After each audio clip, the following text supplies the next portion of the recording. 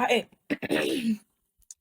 Did you know that my goal in life is to not be healthy? It's to actually like live life, you know?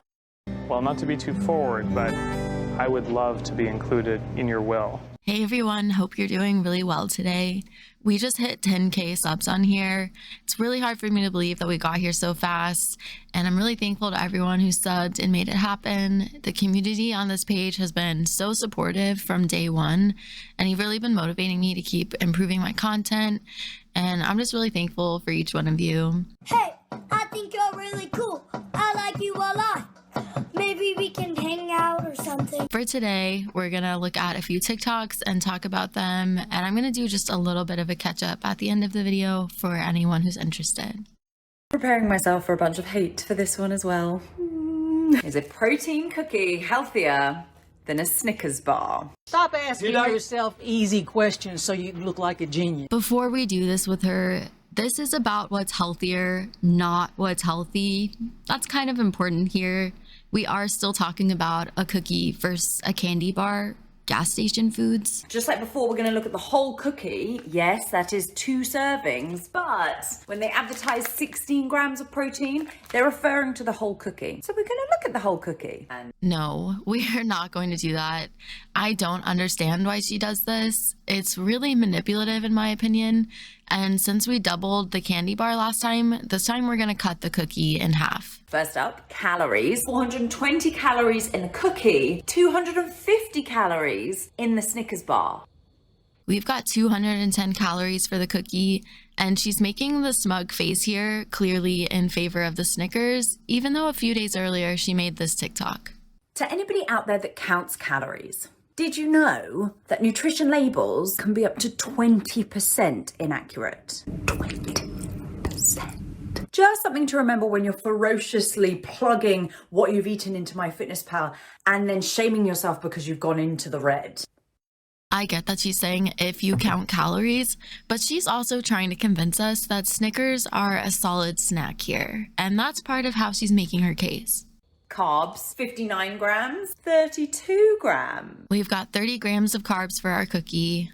Protein, as we've discussed, 16 grams, 4 grams. Fine. We're gonna make that 8 grams of protein. Fat, 12 grams, 12 grams. That's 6 grams of fat for our cookie. And the super scary white stuff, please note the sarcasm there. Sugar, 25 grams, 28 grams. So this has less than a teaspoon more sugar than this. Real difference. And that's actually 13 grams of sugar for a teen cookie. Also, for all those people that are going to come at me and say this is full of chemicals, do you not think this is? Even by her own comparison of chemical cookies, the Lenny's is the clear winner, with almost 20% less calories, twice the protein for those calories, half the fat, and less than half the sugar. Plus, Lenny's adds 5 grams of fiber in each half of their cookie, as well as iron and potassium. The only point that I could give Snickers would be calcium, since Lenny's has none. The point in doing these is to show you that just because something says it's high in protein doesn't automatically make it healthier, and to hopefully destigmatize foods that diet culture has demonized. The diet culture she's talking about does not compare to the diet culture that is... Eat a Snickers. Why? Because you get a little angry when you're hungry. Better? Better. You're not you when you're hungry. Snickers, get some nuts. People already know they like to snack on Snickers bars, and they're actively encouraged to do that way more than they're encouraged to not snack on Snickers bars. And also to encourage you to stop forcing yourself to eat something that tastes like a foot and just eat something you like the taste of. I'm off to have my Snickers bar with a cup of tea. Snickers, if you're watching, feel free to sponsor me at any time. Okay, love you, bye. This is a really stupid false dichotomy. Obviously, Snickers and Lenny's and Larry's cookies are not the only snack choices you have to make in the world, but I do appreciate that she's trying to get those sponsorships openly now. I know when I'm eating bad foods, just like we all do, and it seems really childish to think that if we all hold hands and pretend hard enough together, that we can make McDonald's cheeseburgers and Snickers bars health foods. That's impossible. Nothing's impossible in here. You have to believe. Wait, you don't have to believe. I didn't. It's bullshit that's actually harmful to people's health and wellness, but this video of hers went viral again because Few things feel as good as being unexceptionally indulgent while being positively reinforced for that indulgence. Does it feel good?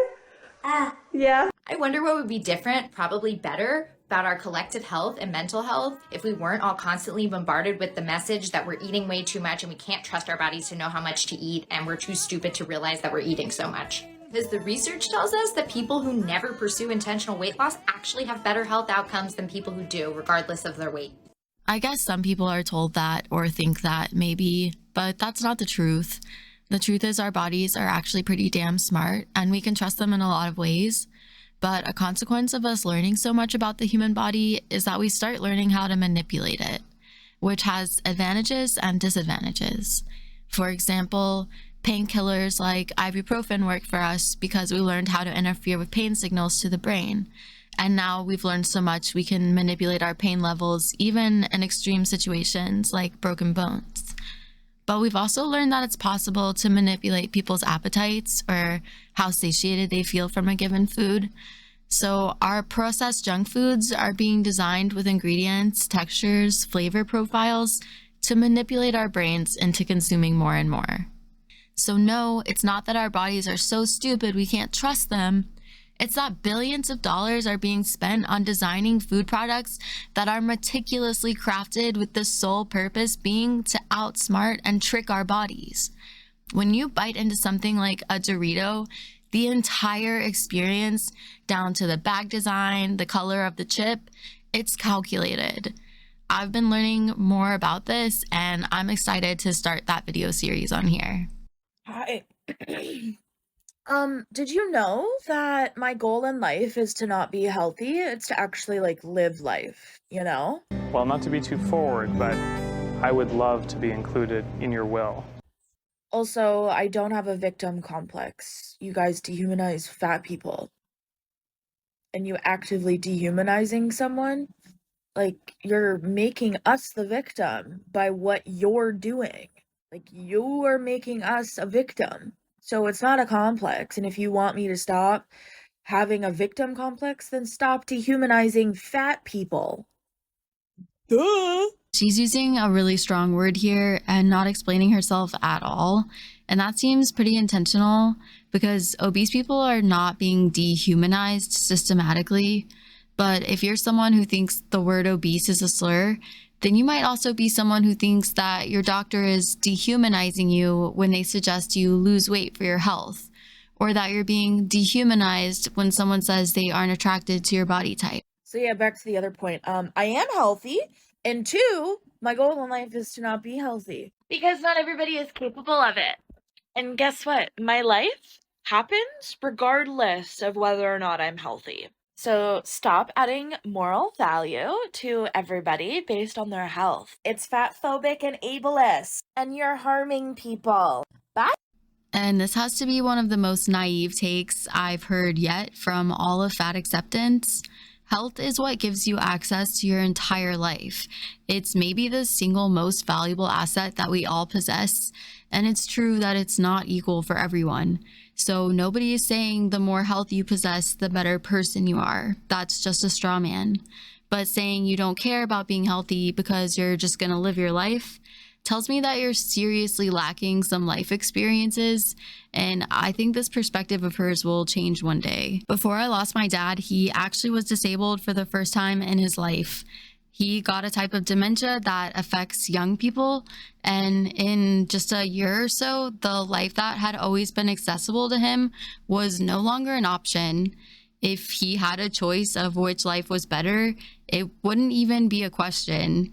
That's not a moral judgment, and it's definitely not ableist to say, I would prefer a life where I remember my friends and family and the experiences I've had with them.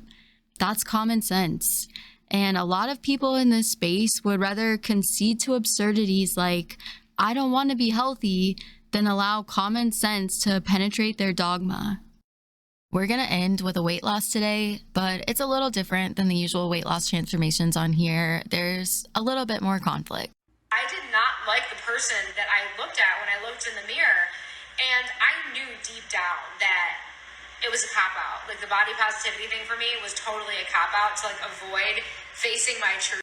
So this girl lost weight after participating in what I'm going to call toxic body positivity, which has basically taken over the entire BOPO space at this point. And it took her acknowledging the ways that toxic BOPO was holding her back in order for her to actually get healthier and lose some weight. So let's watch some of her original video together just to contextualize this response. The body positivity movement kept me very overweight for a long period of time, and I think that it's time as a society collectively we have to stop pretending that it is healthy to be extremely overweight and obese, because it's not. During this picture, I was 185, almost 190 pounds, 5'1". I was not healthy. And I went to a doctor's appointment and they told me I was pre-hypertensive and I didn't even know what that meant, so I had to ask her. So in case you didn't know what that means, it means you are in danger of having high blood pressure. And she told me that we would monitor it, and then if it kept getting worse, I would have to go on medication. I was 19 years old.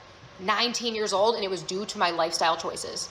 They also told me that because my dad had developed type 2 diabetes for being overweight, that I was more susceptible to that, so I had to be careful.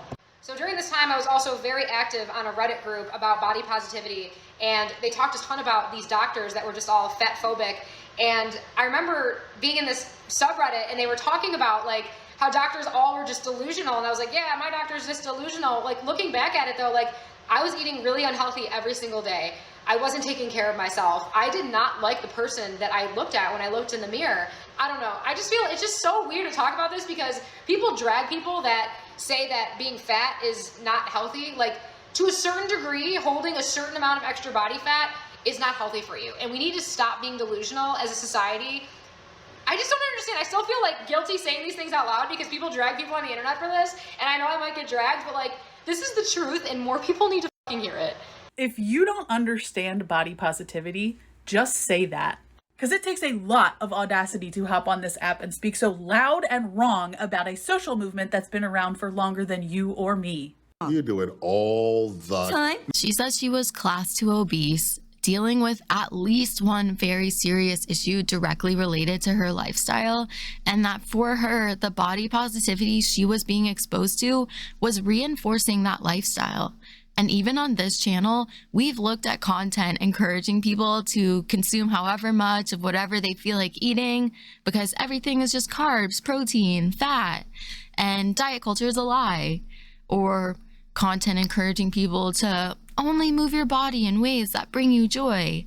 So personally, I think it's really easy to understand how being part of this community could hold you back in some pretty real ways. About the same amount of audacity as it takes to sell exercise and nutrition plans, of which you have no credential to be selling. Weight loss doesn't make you a professional. Just like having a bachelor's of science doesn't make you a scientist. Me, I'm a scientist. Just because you personally completely missed the point and roots of body positivity does not mean that the movement is the problem.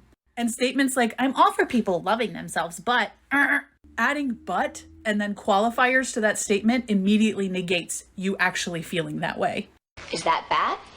The comment that she's replying to is from the creator of the video that she's also replying to.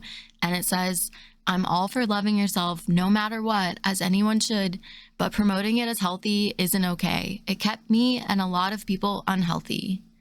And she's not wrong. Check out Sam at Every Size's channel. She talks about her experience with the BOPO community before and after being part of it. But also, can we talk about how adding qualifiers to a blanket statement like, everyone should love themselves, is actually pretty rational? Think for a second about the people you exist with in the world and then try to say, everyone should love themselves without any qualifiers. It doesn't work for me. Everyone should strive to be a person worth self-love, but if you're hurting people or animals, I don't want you to love that part of yourself. I want you to get help for that part of yourself. You want to talk unhealthy? How about filming TikToks while you're driving? That's straight up deadly. And I actually completely agree with her for once. Driving is basically the most dangerous thing most of us do in our lives, and we do it almost thoughtlessly. That's going to be it for today, y'all. Thank you so much for making it to the end with me if you're still here. If you like the video, let me know by giving it a like and subscribing if you haven't already. I'm working on the next logical fallacy video already and my first video in the junk food series. And I'm also slowly working on a follow-up to the history of the fat acceptance movement. So I'm excited to have one of those up really soon. And I really appreciate all the positive feedback I got on the logical fallacy video. I loved making that video, even though it took forever. And I'm really glad it was a shared interest for a lot more people than I expected. So thank you to everyone who's been so motivating. I'm going to add more of a personal update on Instagram, which I know I haven't been very active on, but that's just been kind of a product of this month. So I will be more active on there in the future. And I'm going to go ahead and wrap this video up. So thank you so much if you're still here all the way at the end with me. Everybody take care until the next video.